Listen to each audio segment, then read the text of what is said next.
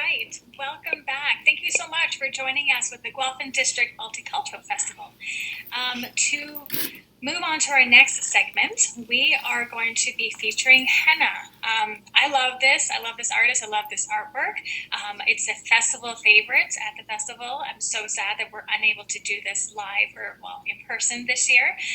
But we do have Boopy is going to come on, and she is going to show us how she does her artistic work with henna and kind of give us a demonstration of what this artwork is and give us more information about the artwork itself and the history. So pass it on to you, Boopy. Thank you so much. Hi everyone, I hope you guys are enjoying it. I'm very sad to be missing the festival. So just to give you a little bit of history about henna and what it is. Henna is actually from a leaf of a plant. They take the leaves, they dry them and crush them into a really fine powder. And then because I'm all about natural, I mix it with lemon juice, tea tree oil and sugar. So those are all the ingredients in my henna. So to give you a little bit of history, henna goes back to the Egyptian times and probably way before that. And the earliest they found was henna in tombs in Egypt. We don't know how old it is in the Indian culture because we cremate our bodies, and that's why they were found on the mummy. So that's how we know that it's actually really old. So henna is just applied by making like a little piping bag like this, and then you just squeeze and apply. So there's loads and loads of different stories about henna. So so you all know, natural henna only comes in one color. It sort of goes anything between orange and like a dark red brown. And if there is any other color, it's not henna. So please be warned. And all you people that are laughing and know me, you know that I always constantly say that just be warned about black henna because there really is no such thing. And it's also very dangerous because they mix chemicals with it. So henna is traditionally done for weddings. And one of the reasons is that the color goes, the stain goes red, and that means that you're becoming a woman. So which ties in with your menstrual cycle, that kind of thing. And the other reason is that, back in the old days, the women were pure, and henna meant that you were going from purity to becoming a woman by having sex for the first time. So there's loads and loads of different meanings. And one of the other wonderful things that we do is we hide the initials of the husband or the name of the husband in the henna, and he has to find it. And if he can't find it, the bride gets the prize. She can ask for anything that she wants. Anything. I know I asked for some rest because I've been up since 5 in the morning. Actually, more than that, since 3 in the morning. So that's one of the most traditional ones. And there are feet ceremonies as well. So you put henna on your feet because when you go into your new home, you take your foot and you knock over a glass with rice in it. And that's good luck because that's what you're letting into the house. You're letting good luck into the house at that time. So that's a little bit of history behind it. And all the designs are obviously different and depending which part of the world you're from. So if you're from Africa, they'll be very geometric. If you are from India, you'll have loads of flowers and you will have loads and loads of animals and stuff in it. If you are from a Muslim background, so Pakistan, it will be very, very floral because you're not allowed to have any animals or people in your henna. And the traditions are all the same. It's all for bridal and it's all for good luck. And they also say that the darker your henna is, the more your mother-in-law will have. And that's the truth. I promise, it's the truth. So apparently my new mother-in-law is going to love me a lot. And the different designs mean different things. So right now I'm doing a paisley, and paisley represents an unripe mango. So what it would mean if you were getting married is that as the mango ripens, so will your marriage. Anything that is a vine like this is growth. So that means that there is growth you, your family, your marriage, and it's going to blossom. And that's what the flowers also represent. And if I was to do a peacock, which, you know what, let me turn this one into a peacock. Peacock represents grace and beauty. And what that means is that back in the old days, the men used to go to work and they wouldn't see their wives for months. So instead of them focusing on the sorrow of them leaving, they used to do henna designs with peacocks, so that the wives would look at the designs instead of being sad that their husbands are leaving. So that's what those ones mean. Lotus flower represents strength. I'm not doing any lotus flowers here, but lotus flower represents strength. And one of the reasons is that a lotus flower can grow in mud. So the seed can be dormant for years. It can be, and then eventually it starts to bloom. So that's why the lotus flower represents strength, because it doesn't matter. It might take 5 years, it may take longer than that, but it will always flower and it will come out absolute, pure, beautiful, with no specks on it. So that's why lotus flower is really, really important in the Indian culture for prayer as well as henna designs. Elephants represent good luck, and sometimes the elephant is a depiction of Ganeshji, and he is representative of wisdom, and that's why you would do a Ganeshji on your henna. So all the different designs, they all have meanings. I just love all the swirls and stuff. And if you look back into artwork, you can see there's one of the paintings is actually at the V&A, the Victoria and Albert Museum in London, and it is centuries and centuries old. And you can see that the painting, the silk painting, is actually shows the woman with henna designs on her hands, which means that we know that it is really, really old tradition. And back then, it was only used by the rich because they were the ones who could afford it. The leaves.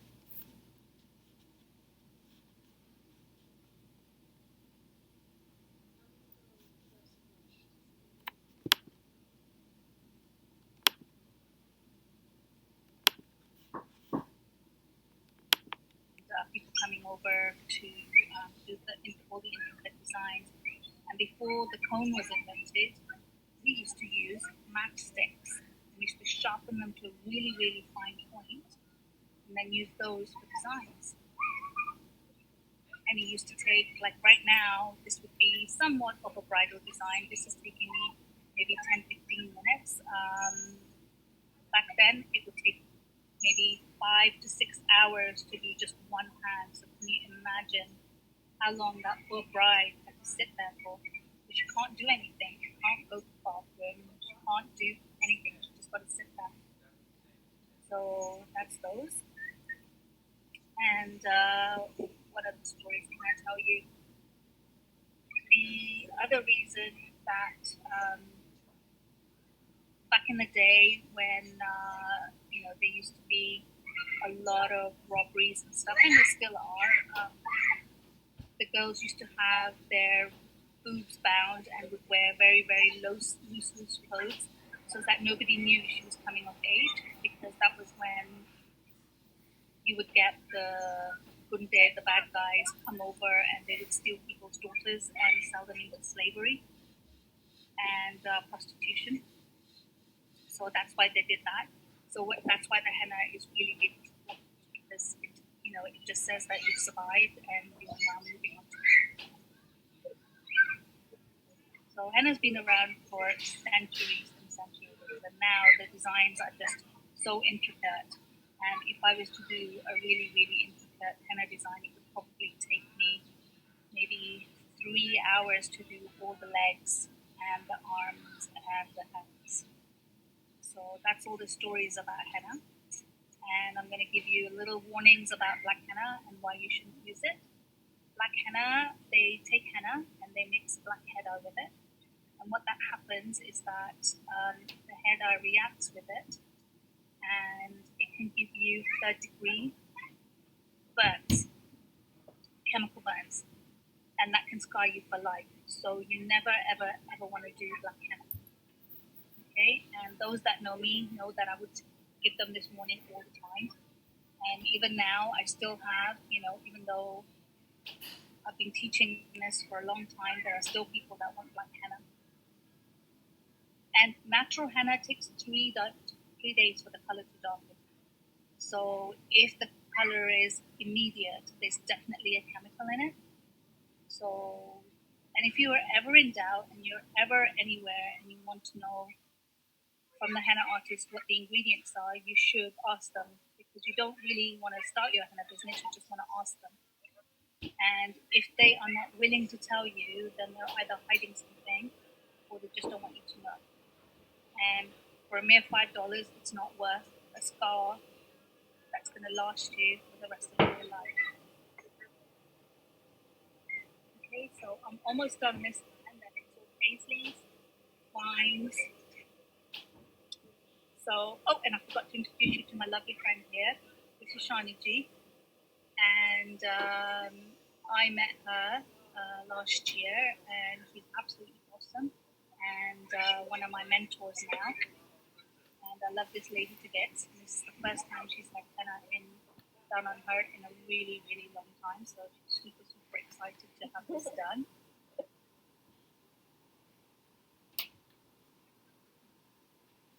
There we go. So we've got, so if you just turn your hand a little bit, there you go. You've got a peacock here, you've got a paisley here, and you've got vines growing. So that just means that your life is growing and everything else is growing. There's like flowers in between, and this would be like a mandala. So if I was to do a full circle here, that would actually become a mandala, and the mandala represents the circle of life. And what that means is that as you just stick your arm a bit more. So I'm just going to draw a little one over here. So what the mandala means, which is a really, really important thing, is that when we are born, we use just the tiny little bit of the resources on this earth. And as we get older, we start using more and more. And then the mandala, the big circle, gets bigger and bigger. So eventually, after we've used all the resources we possibly can, we die. We go back into the earth, and then the circle starts all over again. So that's what it means for the mandala. And for those of you who are missing all the fun festivals, etc., and want to learn a little bit more about mandalas, you go to my website. I'm actually doing mandala workshops online, so you can go to hennaforyou.com or you can go to mandalasforyou.com, and I'm actually teaching. I've got some free workshops there that you can participate in, and they will be available for another 2 weeks, being part of the Guelph Multicultural Festival, which I'm so excited to be part of today. So I think that's all I can tell you about henna. And of course, if you have any other questions, you can feel free to reach out to me. And one other thing I can tell you about henna, depending on which part of your body you're doing it, the color will be different. So the inside of your hand and the bottom of your foot come out the darkest. Anywhere else will be sort of slightly lighter color. And it doesn't matter what you do to your henna or how you take care of it, the color will never be the same. Let's say on the top part of your arm to your palm. And that's all because our skin is different thicknesses, and our hands are well worn, and so are the inside of the bottoms of our feet. That's why the color comes out the darkest. And I'm going to show you this mandala in that so you can see what I mean there.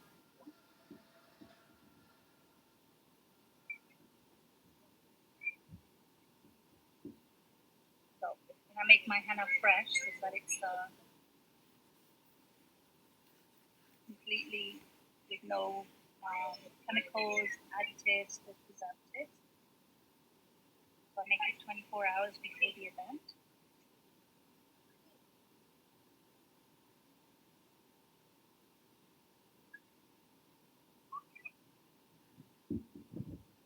I get asked one question all the time.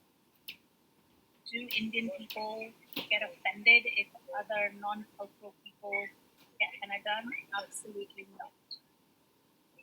We think it's amazing that somebody else is joining us and loving the things that are so part of our culture. So for us, it's a compliment. And if there are any grouches out there, just ignore them, because the rest of us are all cool.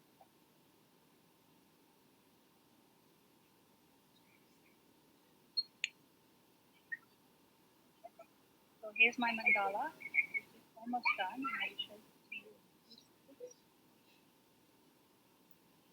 And there's lots of mandalas that are actually representative of the open lotus flower. So you'll find a lot of the pictures online will say lotus flower when it's a mandala.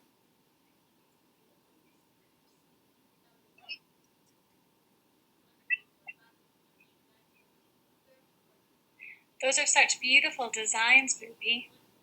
Thank you. I love how you have a peacock in there, and how you can draw the elephants and so many different animals. I guess I'm so used to seeing the little tribal marks that you have at like festivals. Yeah. But this is so much nicer. Yeah. So I do a lot of these traditional designs when I am at Guelph Multicultural. So it's kind of fun. So this has a bit of everything. So this is the mandala, and that's what represents the circle of life. Fantastic. Yeah. So hopefully next year we'll all be back at the festival in Victoria, Yes. Riverside Park. For sure. No, I can't wait for that. I especially love your information about black henna. I had never really realized that, but that's really like valuable information to have. So thank you for that. No worries, my pleasure. And then I really liked your comments about the initials and the bride and groom and the little tradition that you have. Yeah, because what used to happen was back in the day, the bride and groom had never met. So they would actually meet on the day of the wedding. So to cut the tension and make it a little bit of a fun game, that all the family used to sit in the room, and that's how they used to find the initials, and it just used to create lots of fun and laughter.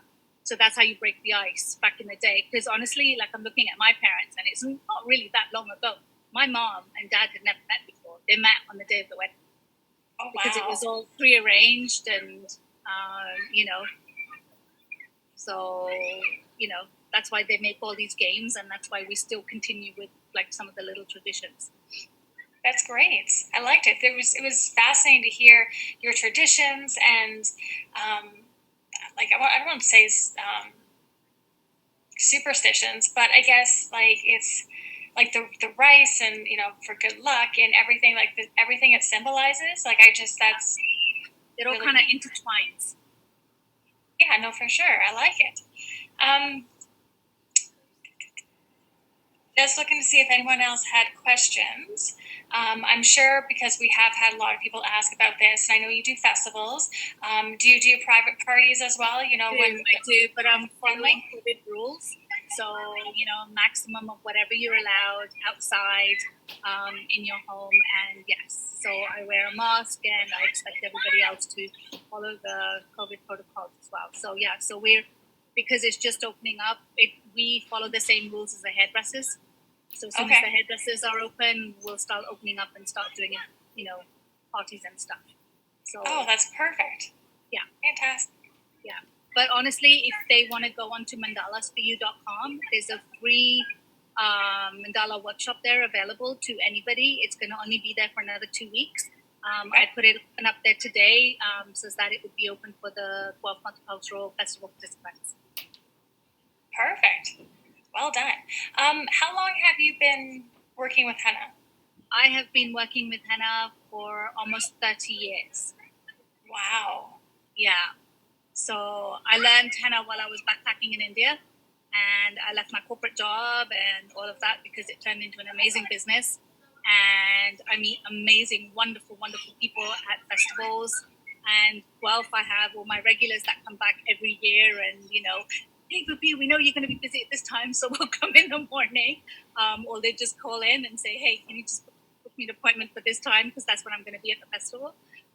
So yeah, I've been doing this a really, really long time. So I've seen the good, I've seen the bad, I've seen, people trying to make a quick buck. So that's why I always say, just honestly, always ask the artist what's in the henna, because if they're not willing to share, then there's something not quite like that. Oh, and don't buy the pre-made cones from the stores either. Because if I made this henna yesterday, so it's good for 10 days. And those have been sitting in the stores for I don't know how long, and you don't even know when they were made prior to that. So I don't know what chemicals or preservatives they've got in there. And I know every time I've used that, or, see, okay, maybe they've changed the recipe, I put it on my hand and my hand starts to tingle straight away. So I know there's something in there that shouldn't be. Good to know. Well done. And you said you make all yours, like you said them 24 hours ago, and they last you for 10 days? Yeah. So henna lasts for 10 days, and then if I've got a lot of it, then I will actually freeze it, vacuum, and then, make sure it's vacuum sealed so there's no air in it. And then, it lasts a little bit longer. But, I make a lot. Like normally I go through maybe 40 to 50 kilos of powder. So I've done nothing since last year. Since COVID, I've done nothing. So I've still got loads of henna, yeah. So the henna I source is organically grown and organically cultivated. And then I have it shipped over, and then I store it in a really cold, dark place until I'm ready to mix it. Perfect. Okay, so wear and care of the henna. What is the best to make sure that the designs stay the longest? So before you do anything with water, you just want to flake it and put some oil on it. So any cooking oil, coconut oil, anything like that. Just don't use anything with chemicals in it, like baby oil. Okay. And once you've done that, it will last for at least 1 week minimum. And then after that, it depends on your care. So the more you protect it from water and soap and chlorine and stuff, the longer it will last. I know it's lasted like 3 or 4 weeks on some people. Perfect. Good to know. Okay, so we have a couple more minutes. Are you good with your designs, or? Yeah, I can do something else. I can actually draw another design on this one. So give me 2 seconds while I open another phone.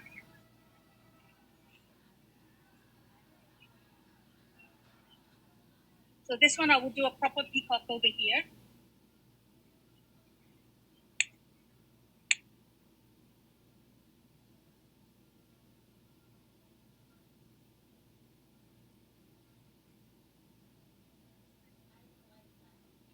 And I love drawing the peacocks because they're so elegant and beautiful.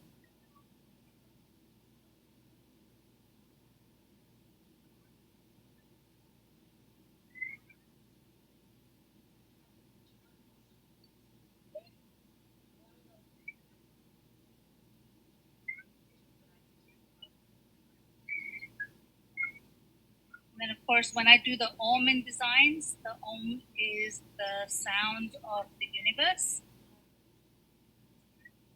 That's why they use it for meditation and for prayer.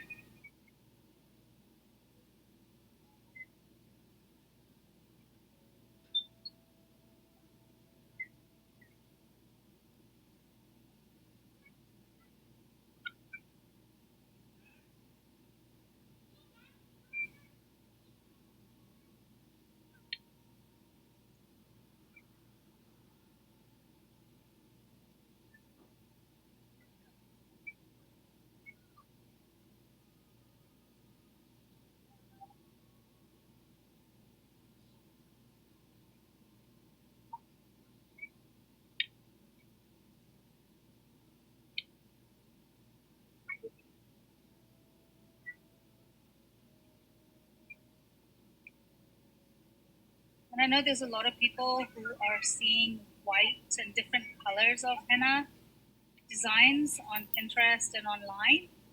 And again, just be careful with those because unless the person is using proper body paint, you don't know what they're using.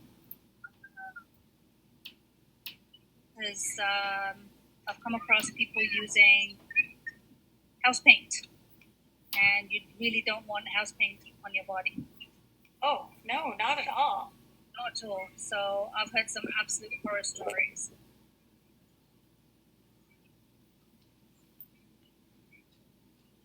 If I would use kids Crayola markers instead of doing those, because at least they're a little bit more safer. I'll stick with the henna. I know, but people, I want it in red, I want it in blue, and I want it in different colors, right? Then do face paint. Yeah. Okay, so there's my peacock there.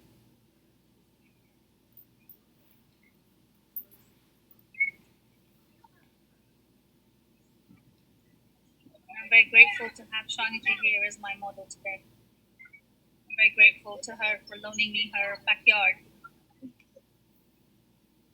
Are we able to get a close-up on the peacock? Yes, of course. Oh, wow. Simply gorgeous. Yeah, and it doesn't really take that long, but obviously I've been doing this for over 30 years. So you're a pro, so yeah.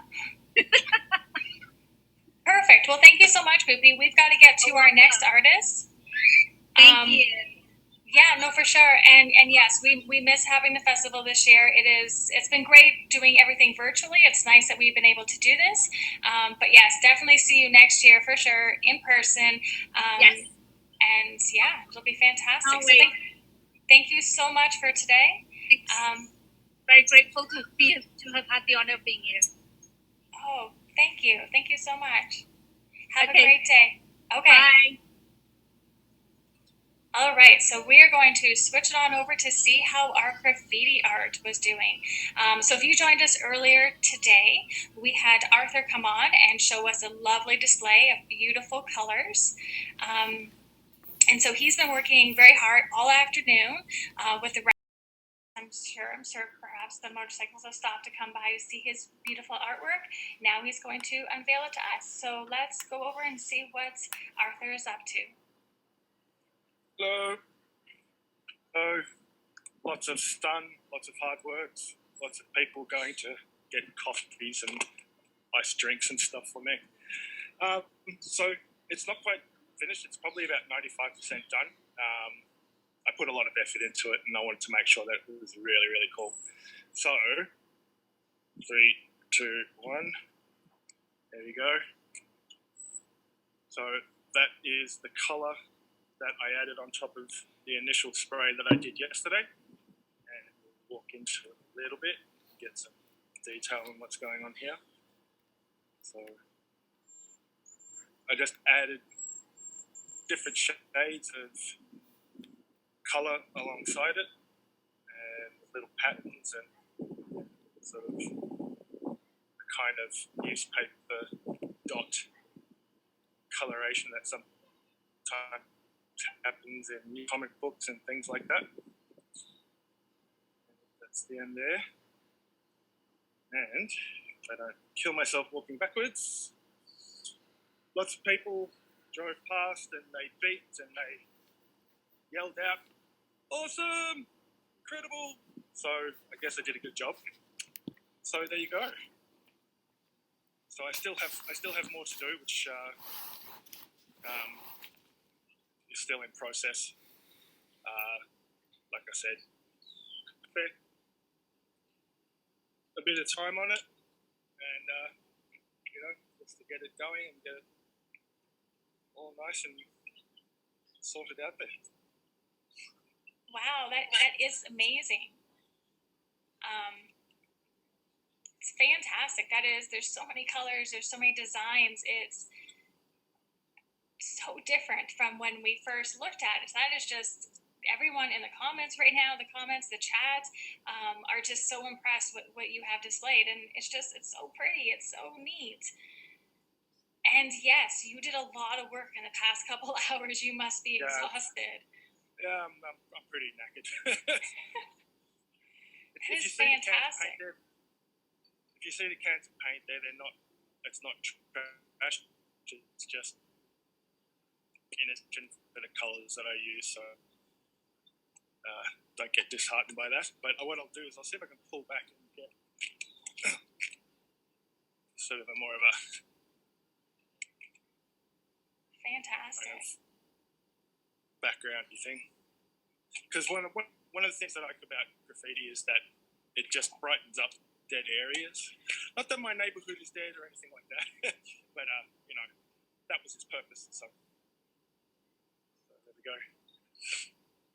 Yeah, I still haven't quite figured out exactly the words that I'm going to use on there because, like I said, I wanted to do this for Fayez, and I looked up his name in Arabic, and apparently it means victorious, which is probably just not how he feels right now, I'm assuming, but I was thinking of doing that or including that inside it as part of the lettering. So that's a great idea. Kind of where it's going. Yeah. Wow. So it's still in process. For sure, no, totally understandable. And it's like the more you look at it, and like you said, the different angles, you pulling away and you going up close, and being able to see just the different elements to it.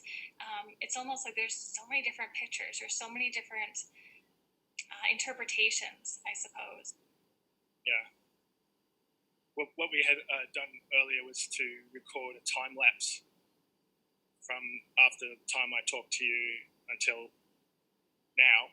So at some point, I would be happy to send that to you guys. We would love that.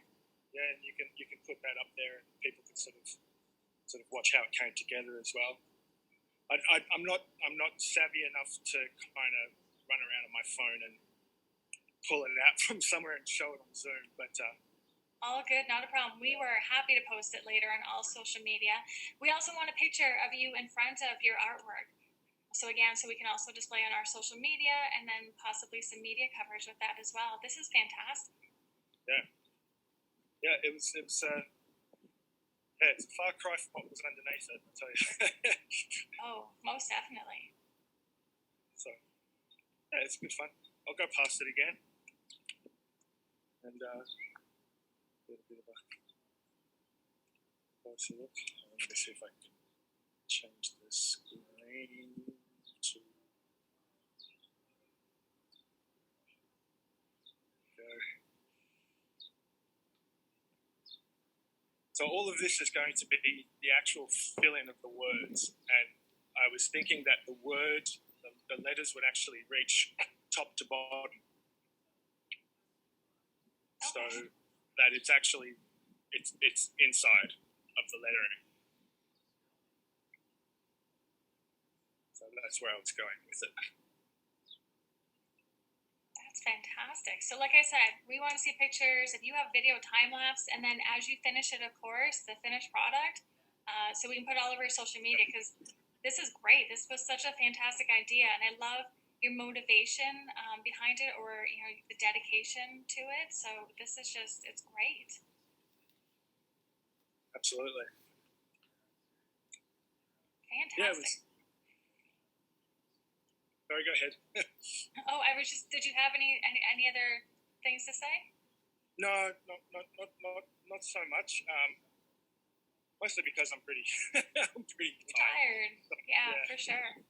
It was very I had lots of people, go off to the Tim Hortons, and we've got a really good one of those little sort of pop drink makers that we have. So we've been using that nonstop. Try and get myself hydrated, but so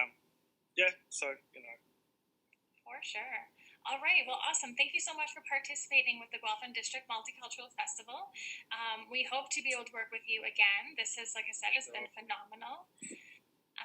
So by all means, pass on the pictures and videos, and we'll definitely continue to promote it and let people see, and let's see this artwork. It's simply fantastic. I'm in awe of what I've seen over the course of the day. So thank you so much for participating with us, and have a great day. Not a problem. Awesome. Thank you so much. Go have a rest now. Yeah, I think I will.